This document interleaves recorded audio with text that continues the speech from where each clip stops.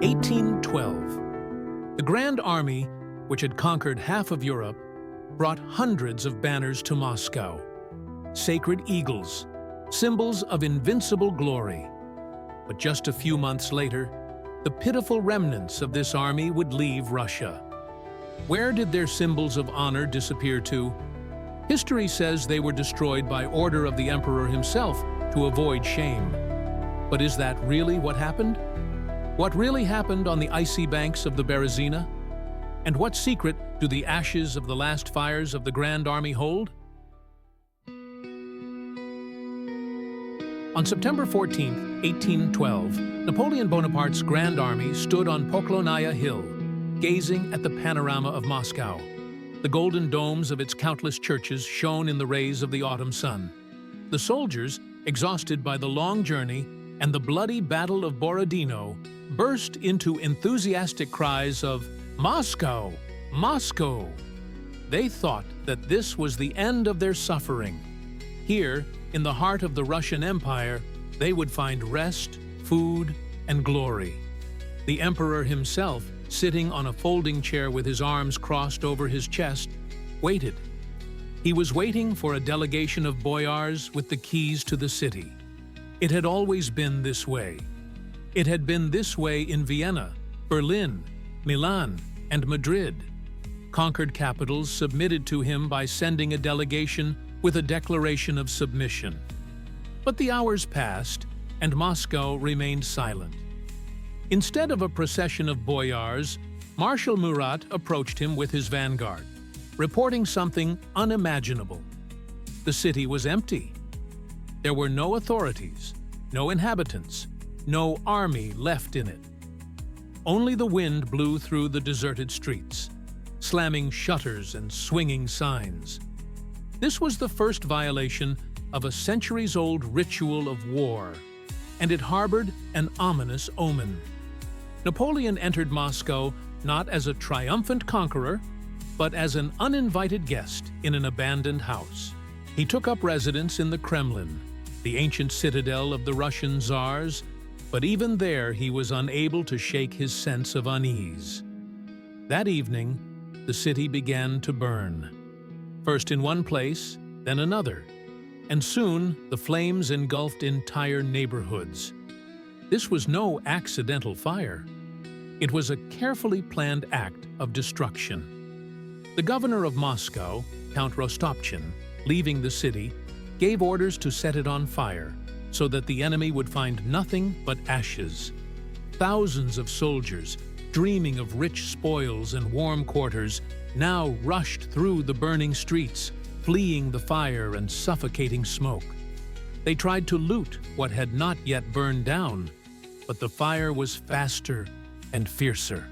The Grand Army, which had conquered half of Europe, found itself trapped in the middle of a sea of fire.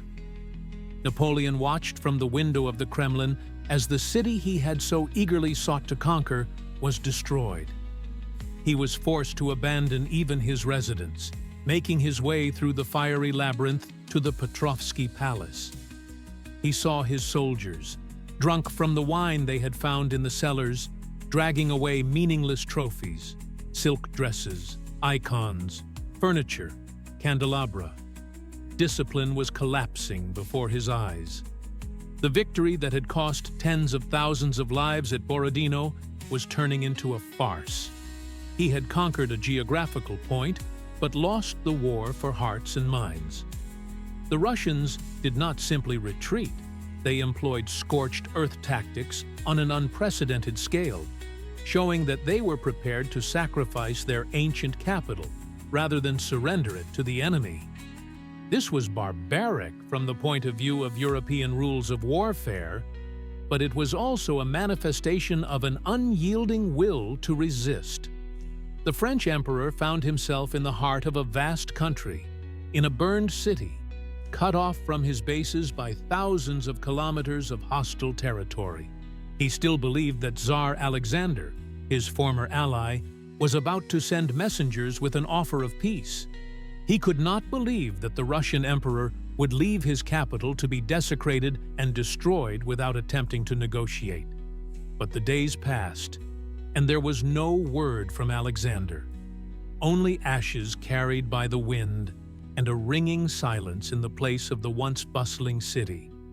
Pyrrhic's victory was complete, and its price was only beginning to become clear.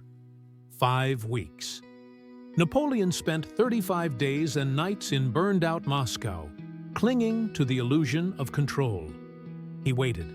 Every day he climbed the walls of the Kremlin, scanning the horizon as if he could materialize a Russian negotiator by force of will. But the horizon remained empty. The emperor wrote letters to Tsar Alexander, full of reproaches and veiled offers of peace. But there was no reply. Russia was silent, and that silence was more terrifying than the roar of cannons. Meanwhile, his grand army, once the most powerful military machine in the world, was rapidly disintegrating. Moscow, even in ruins, became a deadly trap for them. The city turned into a huge warehouse of abandoned valuables and, more dangerously, wine cellars. The soldiers, deprived of their usual discipline and the constant threat of battle, sank into drunkenness and looting. The officers lost control of their men. Instead of military drills, the days were spent searching for food and treasure. They found everything: furs, silver, porcelain, works of art. But there was no systematic supply of food. Peasants from the surrounding villages, frightened and embittered, hid their supplies and attacked small groups of foragers. The army began to starve amid the plundered riches. The weather, surprisingly warm and dry for a Russian autumn, played a cruel joke on Napoleon. It gave false hope that there was still time, that it was possible to wait a little longer. But each day of waiting only exacerbated the situation. Horses, deprived of quality fodder, weakened and died. The cavalry, Napoleon's main striking force, was melting away before his eyes. Artillery teams were dwindling. The army was losing its mobility, becoming increasingly vulnerable. Napoleon tried to create the appearance of normal life. He held reviews of the remaining regiments, attended theater performances organized in one of the surviving palaces, and discussed the administrative structure of France. He even signed a decree establishing the Comédie Française theater, while thousands of kilometers away from Paris. It was a desperate attempt to demonstrate to the world and to himself that he was still the ruler in control of the situation. But the reality was different. Every day, the number of sick and stragglers grew. Soldiers from the Allied contingents, Germans, Italians, Poles, were increasingly deserting, trying to make their way home alone. The atmosphere in the camp was becoming increasingly oppressive. The news coming from Europe was alarming. A grueling war was continuing in Spain. A conspiracy was brewing in Paris. The absence of the emperor was causing instability. The marshals, seeing Napoleon's inaction, were grumbling. They understood that spending the winter in Moscow would be suicide. The Russian army under Kutuzov's command had not been defeated. It had retreated, preserved its strength, and now, encamped at Tarutino, south of Moscow, blocked possible routes of retreat to fertile, war-untouched lands. The Russians did not just wait, they took active measures, constantly harassing French outposts and communications. Kutuzov's forces grew daily, reinforced by militias and new recruits. The Grand Army, meanwhile, was melting away without a single major battle. Finally, Napoleon realized that waiting was useless. Alexander would not agree to peace. Winter was fast approaching, and remaining in Moscow meant certain death. The decision was made too late. 5 precious weeks had been wasted. Those weeks spent in the ashes of a foreign capital proved to be a fatal mistake that sealed the fate of the entire campaign and, ultimately, the fate of his empire. Finally, on October 19, 1812, Accompanied by cold, drizzling rain, the Grand Army left Moscow. It was no longer a proud, victorious army, but something between an army and a gypsy camp. Behind the columns, numbering about 100,000 soldiers still fit for combat, stretched a colossal train of wagons. Thousands of carts, carriages, and wagons, loaded to the brim with loot, creaked along the muddy road. Soldiers, officers, and even marshals carried with them everything they could carry from the burned city: carpets, paintings, silverware, furs, silk. Everyone dragged their personal treasures, naively believing that they would be able to take them to Paris. This convoy was not just a load, it was a millstone around the army's neck. It slowed down the movement, stretched the column for many kilometers, and required significant forces for its protection. In addition to soldiers and wagons, the army was followed by a motley crowd of French merchants, actors, officials, and their families, who had come to Moscow hoping to profit from the victory. Now they, along with the Russian prisoners, had become a burden, further exacerbating the chaos. Napoleon, leaving the Kremlin, gave orders to blow it up. It was an act of impotent rage, revenge for unfulfilled hopes and humiliating expectations. But the rain dampened the fuses, and the explosions caused only partial destruction. The Kremlin stood firm, as did the whole of Russia. The emperor decided not to retreat along the old, ruined Smolensk road, but to move southwest through Kaluga to the fertile and rich provinces untouched by the war. There he hoped to find food and fodder, give his army a rest, and perhaps even spend the winter, so that he could resume the campaign in the spring. This plan was reasonable, but it did not take one thing into account: the Russian army. Kutuzov had figured out Napoleon's maneuver. He predicted that Napoleon would try to break through to the south and moved his main forces in advance to Maloyaroslavets, a small town on the French route. The great army's advance was painfully slow. Rain turned the roads into a muddy mess in which carts, artillery, and men got stuck. Soldiers dressed in summer uniforms were soaked to the skin and suffered from the cold. Discipline continued to decline. Under cover of night, attacks by partisan detachments became more frequent. They did not engage in large battles, but kept the army on edge, snatching stragglers, attacking small wagons, and killing foragers. Every kilometer of the journey cost blood. On October 18th, the day before the main forces were to leave, the vanguard under the command of Marshal Murat was suddenly attacked by the Russians near the Chernishny River and suffered heavy losses. This battle, known as the Battle of Tarutino, was the final signal for Napoleon. There was no more time to delay. The retreating army carried with it not only looted goods, but also a sense of foreboding. The soldiers, who had recently dreamed of glory, now dreamed of only one thing: to survive and return home. They looked at the leaden sky, from which water poured down incessantly, and felt the Russian earth sucking them in, unwilling to let them go. The majestic retreat planned by Napoleon turned into a painful escape from the very beginning. He did not yet know that the worst was yet to come, but an atmosphere of hopelessness was already gathering over his army. The beginning of the end was not in the snow, but in the cold autumn mud on the Kaluga road. The road from Moscow turned out to be a road to hell. The road south to the salvation of Kaluga lay through the small town of Maloyaroslavets. It was here, on October 24, 1812, that one of the bloodiest and most decisive battles of the entire campaign took place. Napoleon did not want this battle. He sought to bypass the Russian army, to slip past, but Kutuzov left him no choice. The Russian commander outmaneuvered the French, occupying key positions and blocking the road.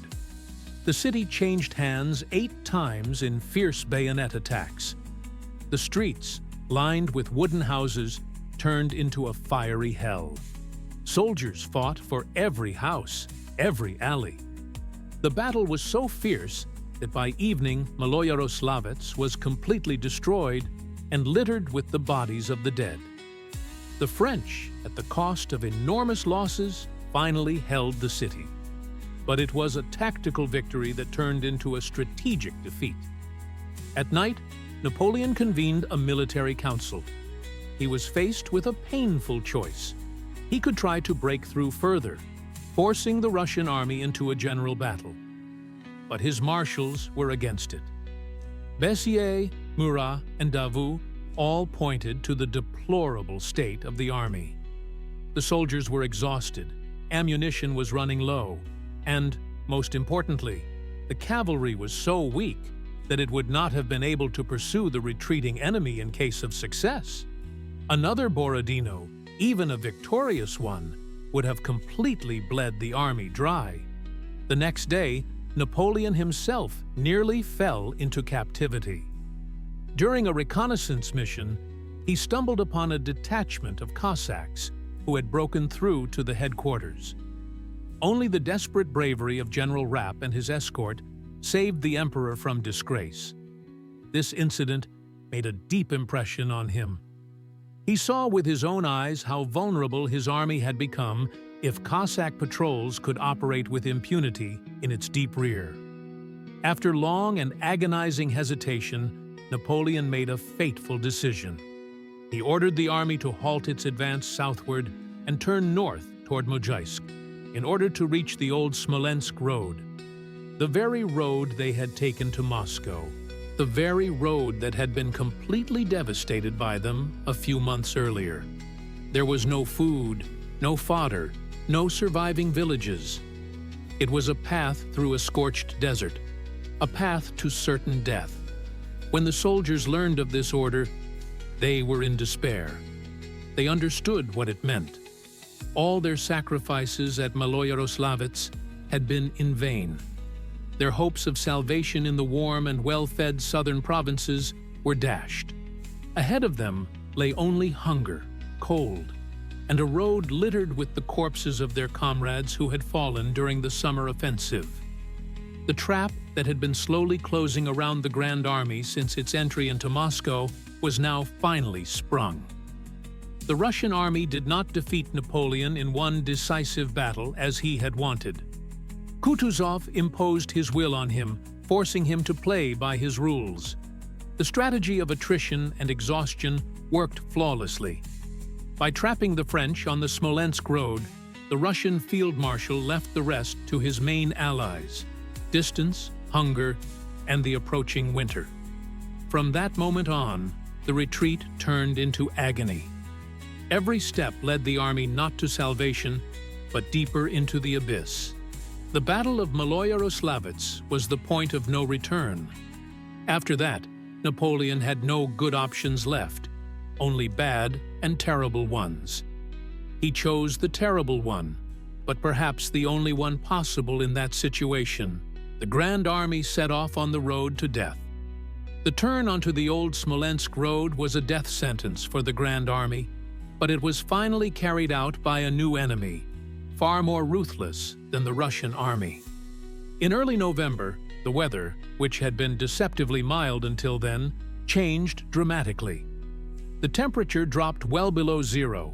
Snow began to fall. At first it was light, but then it became thick and continuous, covering the ground with a white shroud and hiding the remains of withered grass that the horses could still feed on. A real Russian frost began. The very general frost that would later become the subject of legends.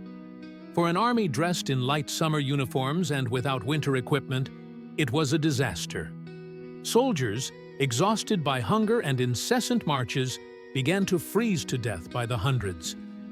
At night, they huddled in tight groups around meager fires made from damp branches or boards torn from dismantled houses. Many of those who fell asleep by the fire did not wake up in the morning. They were found frozen, with frost on their eyelashes and beards. in the same positions in which death had overtaken them. The horses suffered particularly badly. Deprived of their spiked horseshoes, they slipped and fell on the icy road, breaking their legs. Left without fodder, they gnawed on the bark of trees and the thatched roofs of the few surviving huts. Soon, they began to be slaughtered for meat. The loss of the horse-drawn vehicles had a cascading effect. Without horses, the artillery had to be abandoned. One by one, the guns that had been Napoleon's pride and joy were left on the road, their barrels riveted shut. The cavalry as a branch of the army practically ceased to exist. The horsemen dismounted and trudged along with the infantry, and their weakened horses were immediately killed and eaten. The road turned into a hellish scene. It was littered with the corpses of men and horses, abandoned carts, cannons, ammunition boxes, and looted goods, which now seemed like useless rubbish. The army ceased to be an organized force. It broke up into many small groups, wandering without order or discipline. The Guard, the cream of European knighthood, still maintained a semblance of discipline, but it too suffered terrible losses. The soldiers had become shadows, wrapped in whatever rags they could find. Women's scarves, priests' robes, carpets. Their faces were blackened by the soot from the fires and frostbite. Their only thought, their only instinct, was to keep going westward in the hope of salvation. Hunger became a constant companion. The hardtack distributed from meager supplies was not enough. Horse meat became a delicacy. Soon the soldiers resorted to cutting pieces of meat from horses that had just fallen, without waiting for them to die, and roasting them on coals, sprinkling gunpowder instead of salt. There were even cases of cannibalism. The horror of the retreat was documented by many eyewitnesses. Sergeant Bourgon, Captain Labaume, General de Caulaincourt, all of them left memoirs full of blood-curdling details. They described how the frost froze not only bodies, but also souls. Compassion and camaraderie disappeared, giving way to the animal instinct for survival. People passed by their freezing comrades without attempting to help, because any stop meant death. Napoleon rode in his carriage or walked among his guards, grim and silent. He saw the destruction of his army, but was powerless to change anything. He could only urge them on, hoping that at least the pitiful remnants could be led out of this icy hell. General Frost proved to be a far more effective commander than Kutuzov. He took no prisoners. He simply killed, slowly and inexorably, turning the greatest army in history into a freezing, delirious crowd of ghosts wandering through a snowy desert. If General Frost was the executioner of the Grand Army, then the partisans became its elusive tormentors. The Russian campaign of 1812 gave rise to a unique phenomenon, a people's war that was waged in parallel with the actions of the regular armies. It was a war without rules, without a front or rear, cruel and merciless. As soon as the French turned onto the Smolensk road, flying detachments descended on them from all sides. These were not only army partisan units created by order of Kutuzov and led by career officers such as Denis Davidov, Alexander Seslavin, and Alexander Figner. They were also thousands of peasants who took up axes and pitchforks to defend their homes and avenge their ruin. They operated in small groups, knowing the terrain perfectly. They hid in the dense forests that formed a solid wall along the road. They attacked suddenly, like ghosts, and disappeared just as suddenly. Their main target was not the combat columns, but what surrounded them: foragers, stragglers, small carts, couriers. For the exhausted, hungry, and freezing French soldier, the fear of falling behind his unit and being left alone was stronger than the fear of death in battle. A lone soldier in a snow-covered Russian forest was doomed. The partisans took no prisoners. The reprisals were brutal. This is confirmed by both French memoirs and Russian sources. It was revenge for the burned villages, the desecrated churches, the violence and looting. The hatred that had been building up for months erupted. The troops of Denis Davidov, a hussar and poet, struck terror into the French.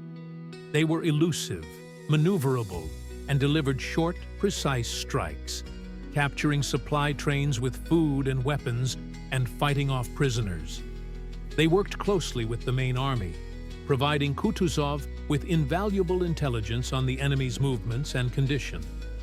It was Seslavin's detachment that first discovered Napoleon's exit from Moscow and his movement towards Kaluga, which allowed Kutuzov to cut off the road at Maloyaroslavets in time. But even more terrifying were the spontaneous peasant detachments. They were led by elders such as Gerasim Kurin, or even simple peasant women such as Vasilisa Kozhina. Their actions were dictated not so much by tactics as by rage. They spared no one. Any Frenchman who fell into their hands was doomed to a painful death. This constant, invisible terror had a huge demoralizing effect on the Grand Army. The soldiers could not stray a step from the road. It was impossible to find shelter or food in the surrounding villages, as most of them had been burned down or were hostile. At night, it was impossible to sleep peacefully, constantly expecting an attack. The psychological pressure was unbearable. The army, accustomed to clear front lines and decisive battles, found itself in a completely new situation. Total war, where every bush, every snowdrift, every inhabitant of this vast, cold country was the enemy. Napoleon and his marshals despised this way of waging war, considering it wrong and barbaric, but they could do nothing to counter it. Their heavy military machine was powerless against thousands of small, stinging bites. Guerrilla warfare was another nail in the coffin of the Grand Army. It deprived it of its remaining supplies, disrupted communications, hampered its maneuvers, and, most importantly, broke its spirit. The soldiers felt not like conquerors, but like prey being hunted mercilessly. And in this hunt, there was no escape. Smolensk. For the retreating army, this word was a magic spell, synonymous with salvation. The soldiers repeated it like a prayer. In their imagination, Smolensk was the promised land. There, huge warehouses with food, warm housing, rest, and safety awaited them. Napoleon himself supported these rumors to keep at least a glimmer of hope alive in the people and keep them moving forward. On November 9, 1812, the vanguard of the exhausted army finally reached the city. But instead of abundance and order, they were met with chaos and disappointment.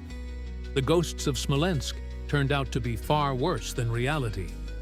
Yes, there were warehouses, but no one had bothered to organize the proper distribution of food. When the hungry, frenzied crowd, which until recently had been an army, broke into the city, it swept away the sentries and rushed to loot the warehouses. A stampede began, with fights over a piece of bread or a frozen carcass. The strong pushed away the weak. What they could not carry away was trampled in the mud. In a few hours, huge reserves, which, if properly distributed, could have lasted for a long time, were looted and mostly destroyed. The soldiers who reached Smolensk later found nothing. They were greeted by empty warehouses and the fury of betrayed expectations. The city could not accommodate everyone. Tens of thousands of people remained outside its walls, in the icy wind, without food or shelter. Smolensk had turned into another deadly trap. The streets were filled with dying people. Those who were lucky enough to find shelter locked themselves inside, afraid to let their comrades in. The army had completely lost all signs of organization. Regiments and divisions were mixed up. Soldiers threw down their weapons, which had become an unbearable burden. Their only desire was to find food and stay warm. Napoleon spent 5 days in Smolensk, from November 9th to 14. He tried to restore order and gather the scattered troops, but all his efforts were in vain. The army was already uncontrollable. He saw his guards, the last support of the throne, forced to fight off the frenzied crowds storming their warehouses with their weapons in their hands. During those 5 days in Smolensk and its surroundings, more people died of hunger, cold, and disease than in any other major battle. The hope that had brought them here was replaced by utter despair. It was clear that there was no salvation. Ahead lay hundreds of kilometers of snow-covered desert, and behind them they could already hear the hoofbeats of Cossack patrols and the rumble of cannons from the approaching Russian army. On November 14th, Napoleon gave the order to continue the retreat. The army set off, but now it was even weaker than before its arrival in Smolensk. Many of those who had managed to fill their knapsacks with food fell victim to looters from among their own comrades. The respite in Smolensk turned into a disaster.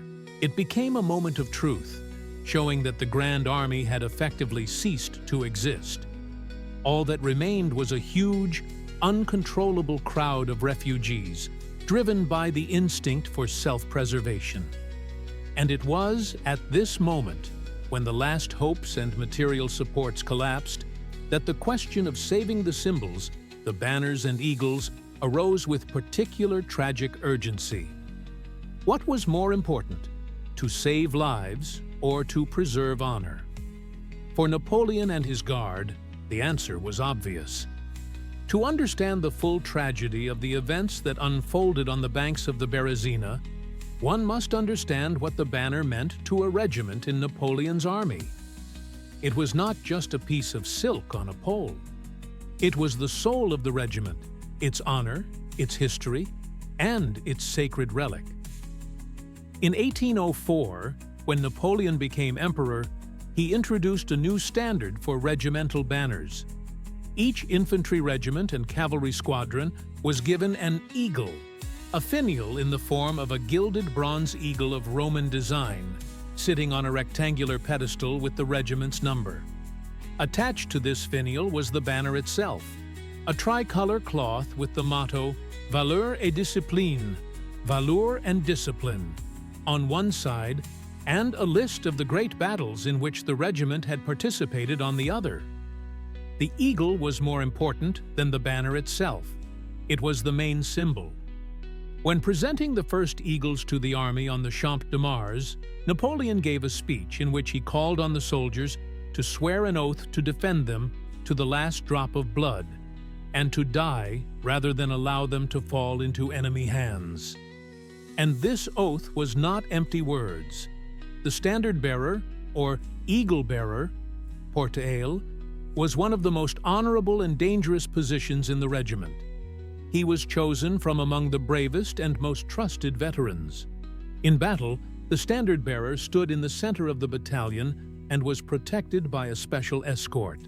The loss of the eagle was considered the greatest disgrace, equivalent to the disbanding of the regiment. Entire battalions laid down their lives to recapture the captured banner from the enemy. Stories about the rescue of the eagles became legends. Soldiers would snatch them from the hands of the enemy, hide them under their uniforms, or drown them in rivers so that they would not fall into enemy hands. For Napoleon, the eagles had a special, almost mystical meaning. They were a symbol not only of military glory, but also of the legitimacy of his empire. They linked his rule to the greatness of ancient Rome, creating the image of a new, powerful European empire. Each eagle was a personal gift from the emperor to his regiment, and its loss was perceived as a personal insult. During the retreat from Russia, when the army was dwindling by the day, the question of the fate of the eagles became increasingly agonizing. As long as there was hope for salvation, the banners were carried with pride, as a last reminder of former glory. They flew above the staggering columns, uniting the remnants of regiments and divisions. The standard-bearer, wrapped in rags, his face frozen, but holding his eagle high, was a symbol of the indomitable spirit of the Grand Army. But as the retreat turned into a disaster, it became increasingly difficult to carry the banners.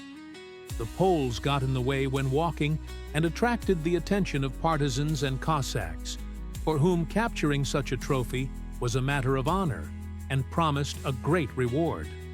Some commanders, in order to save the eagles, ordered them to be removed from their poles and hidden in their knapsacks. The cloths were burned or torn into pieces, which were distributed to veterans for safekeeping. But the bronze eagles themselves were too heavy and conspicuous to be easily hidden. They were both a sacred symbol and a deadly burden. As the decisive battles at Krasnoye and Berezina approached, when the threat of complete encirclement and destruction of the army became real, Napoleon and his staff faced a terrible dilemma. What to do with the eagles if the army was defeated? Allow them to become Kutuzov's trophies and be paraded through the streets of St. Petersburg to the mockery of the enemy? For the emperor, for his guard, for all who still had any sense of honor, such an outcome was unthinkable. It would be worse than death. And then, in the depths of despair, the only possible solution, monstrous in its essence, was born. If the symbols of glory could not be saved, they had to be destroyed. After the disaster in Smolensk, the Grand Army moved further west, stretching along the road for tens of kilometers. Napoleon led the vanguard with his guard, followed by the remnants of the corps of the Viceroy of Italy, Eugène de Beauharnais, Marshal Davout, and finally, in the rearguard, covering the retreat, Marshal Ney's corps. The Russian armies under the command of Kutuzov, Miloradovich, and Wittgenstein, acting in concert, attempted to cut this stretched column and destroy it in parts in the area of the town of Krasny. From November 15 to 1812, a series of fierce battles took place here, which went down in history as the Battle of Krasny. Kutuzov took up a waiting position with his main forces, allowing General Miloradovich with his flying corps to attack the French directly on the march. The first to be hit was Eugène de Beauharnais' corps. Cut off from Napoleon's main forces, the Italians and French found themselves in a desperate situation. At night, they made a daring attempt to break through, bypassing the Russian positions, and with huge losses managed to join up with the Guard. Then it was the turn of Davout's corps. It was also surrounded and on the verge of complete destruction. Realizing that he was losing his army piece by piece, Napoleon made a risky decision. He turned his Guard, his last fighting force, and personally led it into battle to rescue Davout. It was one of those moments when General Bonaparte reawakened in him. With his marshal's baton in his hand, on foot, he led the columns of his old grenadiers. The sight of the emperor sharing their mortal danger inspired the soldiers. The Russians, stunned by the audacity of this attack, faltered, and Davout was able to break through the encirclement. But the most tragic fate befell Marshal Ney's rearguard. When he approached Krasny, the road was already blocked by superior Russian forces. He was offered an honorable surrender, but Ney, whom Napoleon called the bravest of the brave, indignantly rejected the offer. With the remnants of his corps, numbering no more than a few thousand men, he launched a suicidal attack on the Russian batteries. The attack was repulsed with terrible losses. It seemed that all was lost. Everyone was convinced that Ney had been killed or captured. Napoleon, not waiting for him, gave the order to continue the retreat to Orsha, sadly striking Ney from the lists of the living. But the marshal accomplished the impossible. Under cover of darkness, he and a handful of surviving soldiers moved north toward the Dnieper. Finding a place where the river had just begun to freeze, They crossed to the other side on thin ice that cracked under their feet, abandoning the remains of their artillery and baggage train. Then, after an exhausting march through the rear of the Russian army, feeding on whatever they could find and fighting off Cossacks, Ney finally caught up with the main forces at Orsha. His appearance was greeted as a miracle. The soldiers, unshaven, in rags, blackened by gunpowder, looked more like ghosts. Ney himself was unrecognizable. When he entered Napoleon's headquarters, he was not recognized at first. "I have brought the remnants of the rearguard," he proudly declared. The battle at Krasny cost the French enormous losses. Tens of thousands of dead, wounded, and captured. Almost all of the remaining artillery and wagons. The Grand Army was effectively destroyed as an organized force. But Napoleon managed to save the Guard and break out of the encirclement. This was due not only to his personal bravery, but also to the unparalleled heroism of his soldiers and marshals, first and foremost, Michel Ney, whose feat became one of the most vivid pages in this grim epic. After the bloody battles at Krasny, the remnants of the Grand Army, now more like a crowd of fugitives, rushed toward the last serious natural obstacle on their way to salvation, the Berezina River. In normal times, it was a narrow and calm river, but at the end of November 1812, it turned into a deadly trap. An early thaw, following severe frosts, broke the ice. The water rose, the current became fast, and the banks turned into a swampy quagmire. It was impossible to cross the river on foot. The only permanent bridge was in the town of Borisov, but it, like the town itself, had been occupied and fortified by Russian troops under the command of Admiral Chichagov, who had approached from the south. From the north, Napoleon was pressed by the army of General Wittgenstein.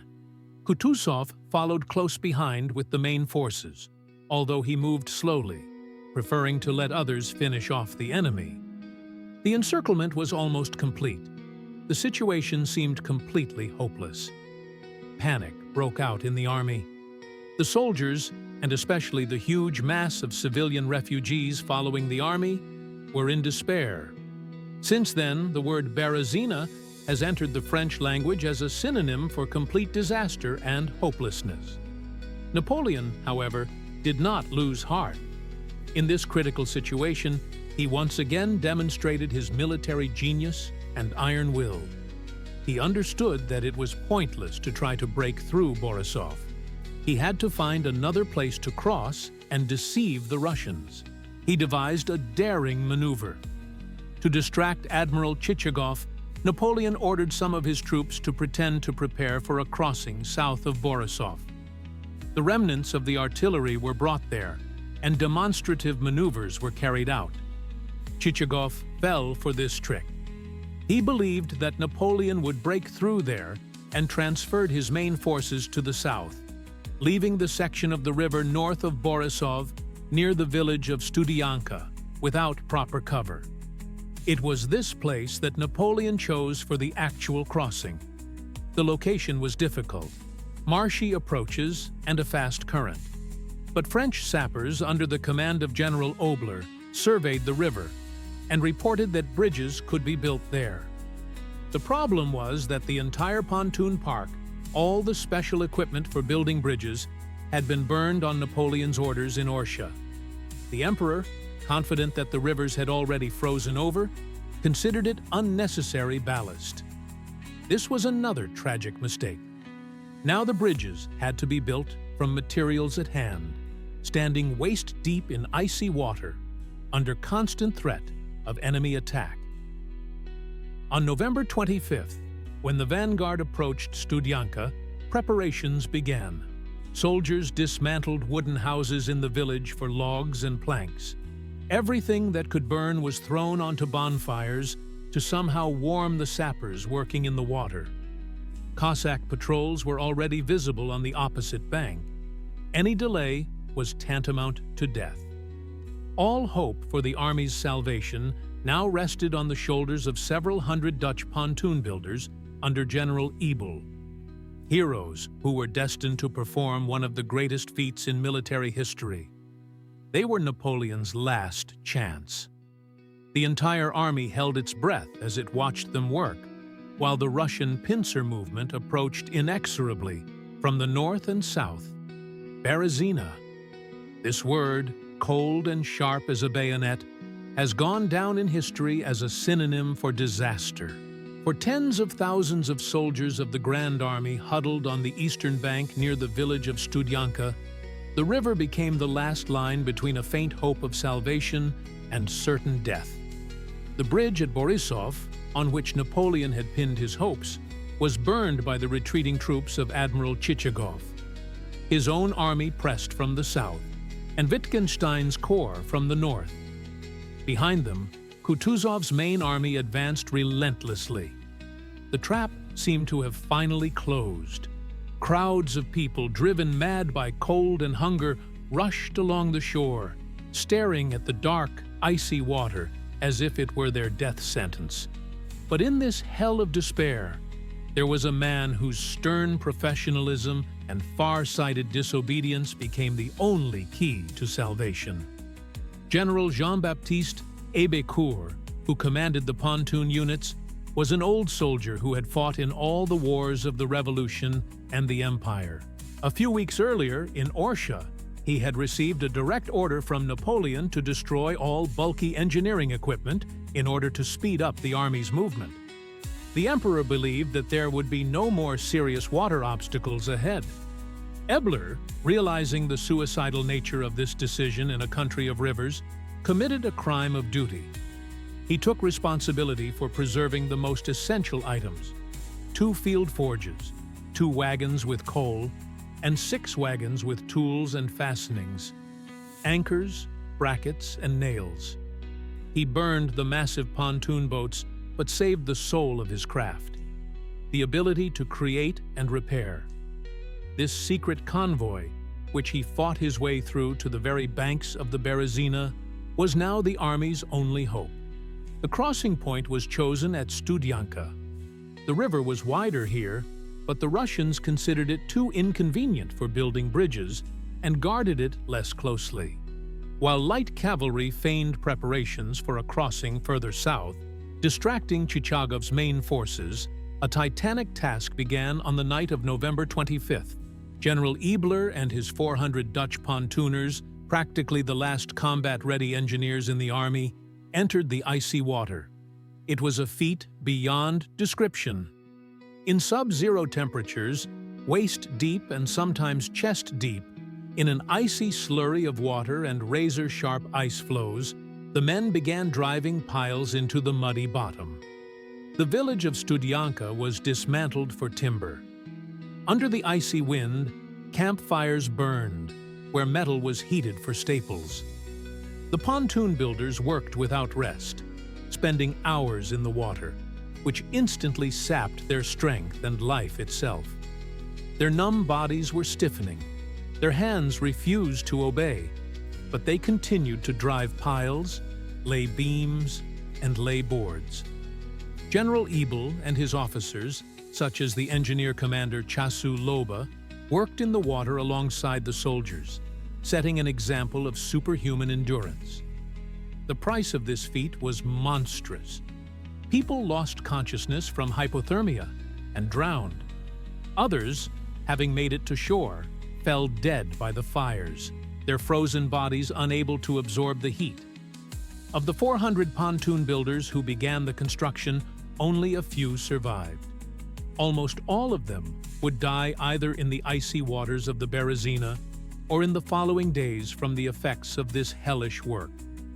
Their names are virtually unknown, but their sacrifice saved the remnants of the Grand Army. By noon on November 26th, after almost 17 hours of continuous work, the first bridge, a light one for infantry and cavalry, was ready. Shouts of joy rang out, and parts of Marshal Oudinot's corps rushed across the rickety planks to the western bank to push back the few Russian rearguards. A few hours later, at around 4 p.m., the second bridge was completed. a more solid structure designed for artillery and wagons. Two narrow, trembling bridges spanning the icy river became a road to life. It was a miracle of engineering and human spirit, built on the bones of nameless pontoon heroes. The army had been given a chance. But it was on this saving patch of land, in the chaos of the crossing, under the roar of Russian artillery, that the next act of the tragedy would unfold, the farewell to the symbols of former glory. The crossing of the Berezina lasted 2 days and 2 nights, turning into an apocalyptic scene of heroism and horror. While on the western bank, the units of Marshals Oudinot and Ney desperately held back the onslaught of Chichagov's army. On the eastern bank, Marshal Victor's corps fought rearguard battles with Wittgenstein's superior forces, covering the bridges. These two fragile bridges, built at the cost of the lives of Eben's pontooners, became the scene of an unimaginable tragedy. The remnants of the combat units moved across them in a continuous stream, but behind them gathered a huge, uncontrollable crowd of thousands of stragglers, wounded soldiers, civilians, women, and children.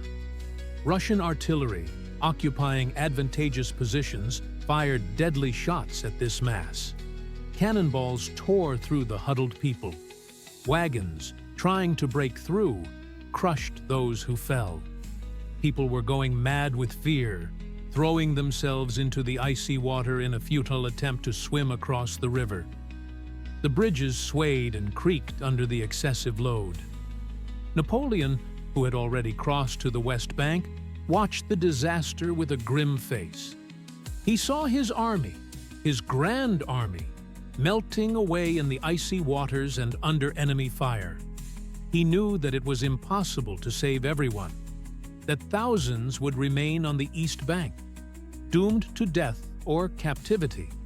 And at that moment, amid the din of battle and the cries of the dying, he was preoccupied with one thought, terrible in its icy pragmatism: the fate of the regimental eagles. The symbols of imperial glory, sacred relics for which rivers of blood had been shed, were in the hands of the regiments fighting in the rearguard and in the wagons stuck in the chaos on the eastern shore. The risk of their capture by the Russians was enormous. The thought that the eagles of his guard, his veterans of Austerlitz and Jena, would be paraded through the streets of St. Petersburg as trophies was unbearable to Napoleon. It would not have been a mere military defeat.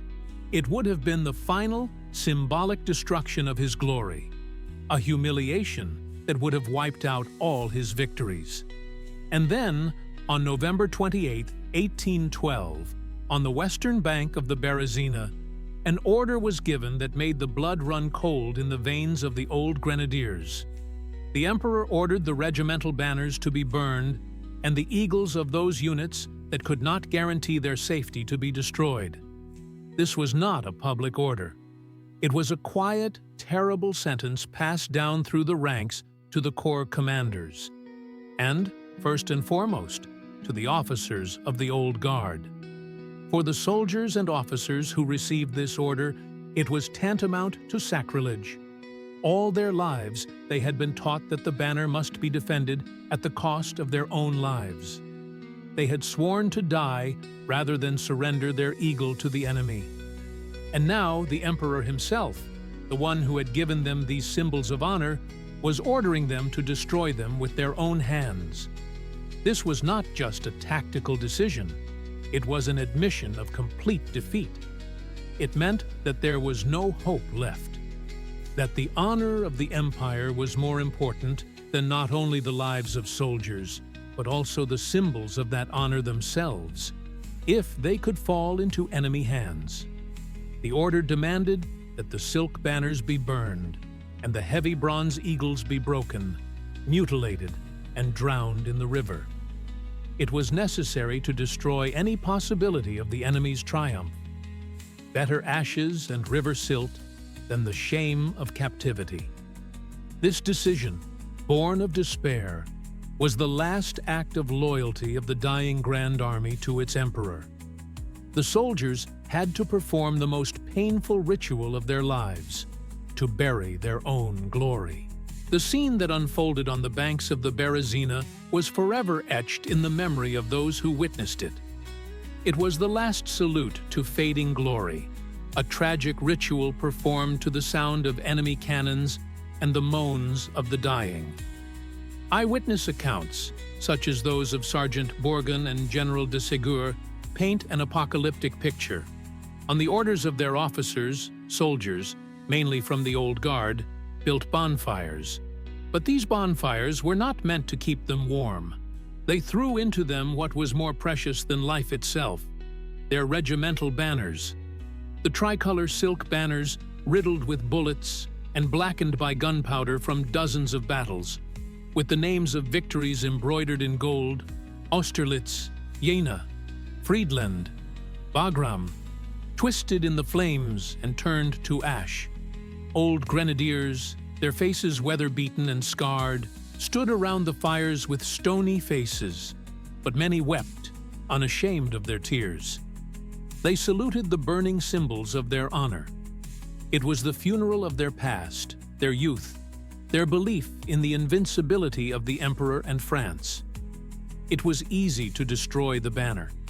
It was much more difficult to deal with the bronze eagles.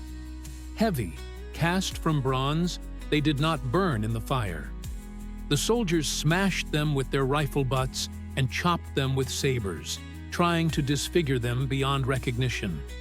Then, the mangled remains of the sacred symbols were thrown into the icy waters of the Berezina with curses. Better let them rest at the bottom of the river than adorn the arsenal of the Russian Tsar. Some officers and soldiers refused to obey the order completely. They burned the shafts and cloth, but risked their lives to hide the eagles themselves. They wrapped them in rags and carried them on their bodies, hoping to smuggle the sacred symbols through all the cordons and deliver them to France. For them, the thought of destroying the eagle with their own hands was unbearable. One of the most touching episodes describes how officers of the 2nd Regiment of Dutch Guards Uhlans, before burning their banner, cut pieces from it and divided them among themselves, vowing to keep these relics. This act of desperation took place against the backdrop of the ongoing crossing. Russian artillery mercilessly shelled the bridges and crowds of people on the shore. Cannonballs tore people out of the crowd.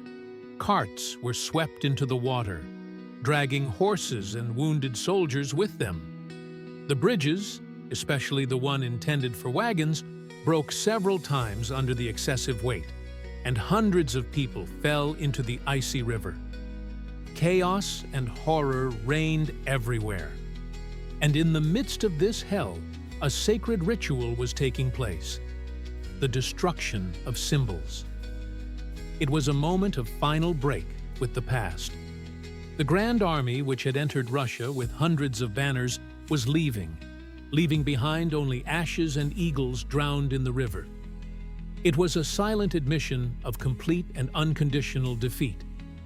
Napoleon sacrificed not only his soldiers, but also his glory and his history to save what was most important, the honor of the empire, by preventing its public humiliation. The tragedy of this moment lay in the fact that soldiers dying of hunger and cold were forced to destroy with their own hands the only thing that still gave meaning to their suffering: their military honor. They burned their banners, but their souls also burned in the fire. The crossing of the Berezina was the last great, albeit tragic, feat of the Grand Army. Napoleon managed to save the core of his troops, including the Guard, and break out of the encirclement. It was a tactical victory that prevented complete destruction, but strategically, it was a monstrous disaster.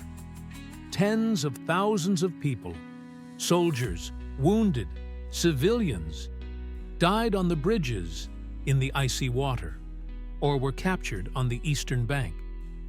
After Berezina, the army's agony continued. The frost intensified, The few who escaped the trap continued their journey westward through the snow-covered desert. It was no longer an army, but a crowd of ghosts wandering aimlessly and without hope. Discipline disappeared completely. On December 5th, in the town of Smorgon, Napoleon made a decision that many would call treason. He left the remnants of his army and, accompanied by a small retinue, including his trusted aide-de-camp Caulancre, secretly left for Paris. He understood that the war was lost and that now he had to save the empire. A conspiracy was already brewing in Paris, and his long absence could lead to the collapse of the entire system. He handed over command to Marshal Murat, who, however, would soon abandon the army and leave to save his kingdom of Naples. Abandoned by its emperor, the army continued to disintegrate. Only a pitiful remnant of what had once been the greatest army in history managed to reach the Niemen River in mid-December and cross into the Duchy of Warsaw. Of the more than 400,000 soldiers who had crossed the Niemen in June, only a few tens of thousands returned. The burning of the banners on the Berezina was the symbolic end of this disaster. It was more than just the destruction of military relics so that they would not fall into enemy hands. It was an act of recognition of the complete collapse not only of the military campaign, but of the entire imperial idea that these eagles represented. The myth of Napoleon's invincibility burned in the fires on the banks of the icy river. The ashes of the banners scattered by the wind and the eagles resting at the bottom of the Berezina became the tombstone of an entire era. An era of brilliant victories, boundless ambitions, and blind faith in the genius of one man. The Russian campaign of 1812 was a turning point in European history. It undermined the military power of the Napoleonic Empire and inspired other nations to fight for their freedom. Soon, the Sixth Coalition was formed, and war broke out again with renewed vigor on the fields of Germany. But this would be a different war. An army of veterans who had fought at Austerlitz and Jena remained in the Russian snows. The legacy of ashes is not just a story about the demise of a great army. It is a parable about how pride and excessive ambition can lead to disaster. It is a story of the courage and suffering of hundreds of thousands of people caught up in the wheels of history.